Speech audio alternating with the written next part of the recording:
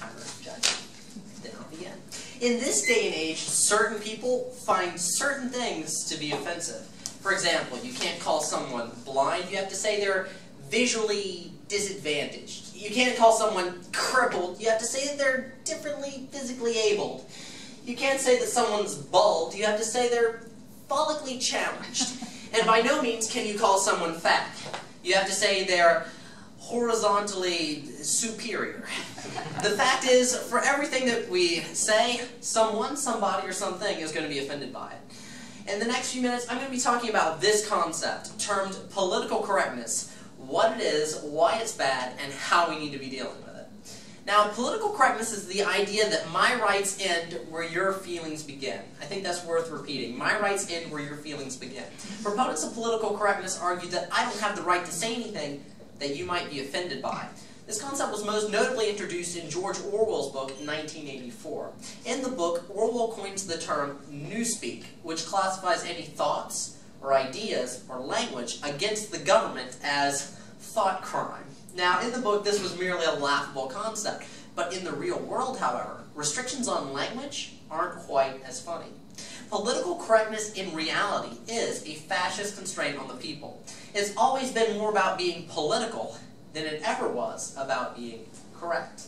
Now, political correctness uses euphemisms to make things that were otherwise sexist, racist, or just plain honest, and makes them into terms that are more correct.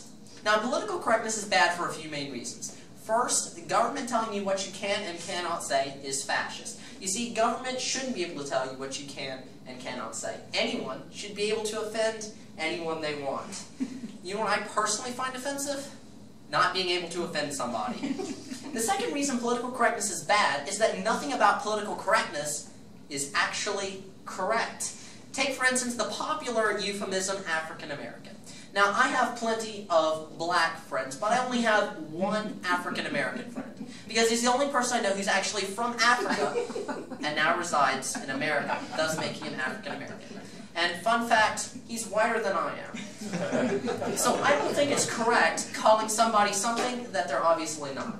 The third reason political correctness is bad is that it destroys our perception of reality. When things start changing names, we start to lose the value of what these things actually are. Now, you probably remember when toilet paper became bathroom tissue, and sneakers became running shoes, and car crashes became automobile accidents, and the dump became the landfill, and partly cloudy became partly sunny.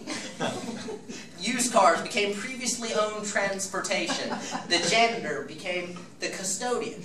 And finally, we see all sorts of terms, again, changing names. Torture became enhanced interrogation. Those kids that were previously stupid are now those kids that are minimally intelligent. Minimally intelligent? Really? Wouldn't you just rather your kid be stupid? The bottom line is why do we have to keep changing the names of things? I think this really devalues what these things fundamentally are. The fourth reason that political correctness is bad is that it destroys our respect for things that are important to us. God and country, in that order, are two things that are very significant to people. That being realized, that's what the political activists go after first. In my own home state of North Carolina, Fox News reported that a young girl was made to remove God from a poem that she wrote to honor her two grandfathers that served in the Vietnam War. The school board that made her do it said it was perhaps discriminatory against those who didn't believe in God. What a slap in the face. In California, a school made 5 students remove American flag t-shirts they wore on the Mexican holiday Cinco de Mayo. Again, the school board said that it was discriminatory. It might have been insensitive. Now, I'll take a step out on a limb here and I'll say that last instance might have been insensitive. If we lived in Mexico, what is the world coming to when we can't make a reference of God or country in public anymore? So, what is the solution to political correctness? Insensitive realism. Insensitive realism. That's right. Replace fascism with realism. Call things what they are, because labeling things what they are is never, ever a bad thing. Earlier we talked about 3 categories, things that are sexist, racist, and just plain honest. Let's look at the merits of realism in each one of these 3 categories. First, let's go into the first category and play the game, is it sexist? Is it sexist to say policemen or stewardesses. Now, I don't think it is at all. Police Chief magazine tells us that only 13% of policemen are actually women. Only 13%. Whereas the Bureau of Labor Statistics tells us that a whopping 80% of stewardesses are female. So statistically speaking, most men are in fact male. Or excuse me, most policemen are in fact. And most stewardesses are in fact female. And it's for good reason. You see, men are instinctive fighters, and women are instinctive nurturers. There's nothing wrong in assuming the one who goes out and fights crime be the man, and the one who takes care of passengers be the female. Moving into the second category, we play the game, is it racist? This was my favorite one. Is it racist to call someone white or black? After all, that is the color of their skin. Once again, I don't think so. A lot of people don't know this about me, but I'm half Indian. And when people do recognize that, I'm anything but offended. Why would I be offended? I'm actually quite proud.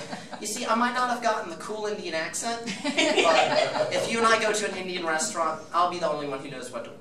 You order the curry, and the... Actually, that's it. Furthermore, I'll have friends that sometimes say, Riaz, you're Indian, do you want to grow up and be a doctor? Is it racist? Again, I don't think it's racist at all. See, they're just basing a conclusion off of what they know. A lot of Indian people do grow up and become doctors, and they'd be quite right. My grandfather was a doctor. My first oldest uncle was a doctor. My second oldest uncle was a doctor. My third oldest uncle, well, he works the night shift at the satellite. The point still stands.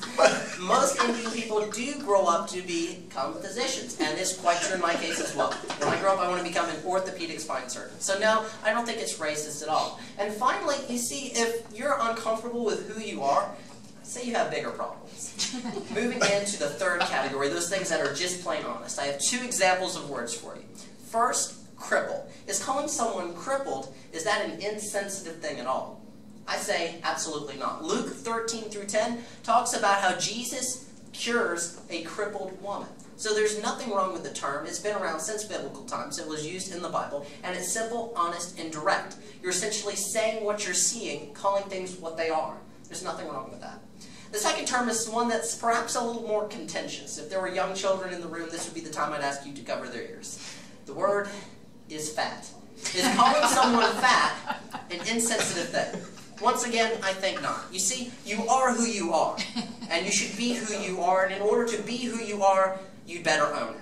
So if I have a friend that asks me, Riaz, does this outfit make me look fat? I'll say yes. That outfit makes you look fat. In fact, every outfit makes you look fat. And you see, the bottom line is, simple, honest, direct, and pointed terminology will never steer you wrong. Actually, it might steer you wrong sometimes, but most of the times, it will not steer you wrong. Most of the times, the people that are going to be offended aren't going to be the crippled person because they know they're crippled. It's not going to be the blind person, they know they're blind. It's not going to be the follically challenged person, they know they're bald. It's just the small group of political activists trying to advance their political agenda by censoring our free speech. Now, things used to be a lot different. Used to, you'd be able to go to the principal's office for saying a bad word. Now, you can go to the principal's office for saying Christmas. This principle was best illustrated if we go back to World War I. Now, in World War I, soldiers experiencing psychological trauma where their nervous systems were at or past the breaking point were diagnosed with something. They called it shell shock. Now, a few years later, in the Korean War, the exact same problem, through political correctness, was renamed. It's now being called battle fatigue. So battle fatigue already sounds a lot better than shell shock does. But it gets worse. A few years later in the Vietnam War, the exact same problem that was previously called shell shock, then called battle fatigue, is now being called operational exhaustion. Now, that sounds a lot less severe. Actually, at this point, operational exhaustion is almost literally something my car could have. But it gets worse. In the Vietnam War, the term was changed for the third and final time to what we know it today. Post-traumatic stress disorder, PTSD. Now, don't you think that PTSD sounds a whole lot less severe than shell shock? Now, I posit that if we continue to call it shell shock, some of the soldiers who weren't treated with it throughout the years would have been treated because we, the American people, would have realized the severity of the ailment they had. So, in conclusion, if I've offended anybody today, I don't apologize. The Constitution doesn't doesn't give you the right not to be offended. Political correctness is deplorable, but if you enjoy reading books like How the Grinch Stole the Non-Religion Specific Celebration of the Winter Solstice Holiday, or Crime and Corrective Detention, or Conflict and Peace, or To Put to Sleep a Mockingbird, then political correctness might just be for you. If not, remember this. Changing the names of things to make them more politically correct does not change reality. Instead of increasing restrictiveness on words, how about we, as my dad would say, just grow some thick skin? In the end, you are who you are, and you can't change it. So why not own it? Whether you're big, fat, or tall, in the words of Dr. Seuss, a person's a person, no matter how small. Thank you so much. Sir, thank you so much for judging. Thank you for your time. I really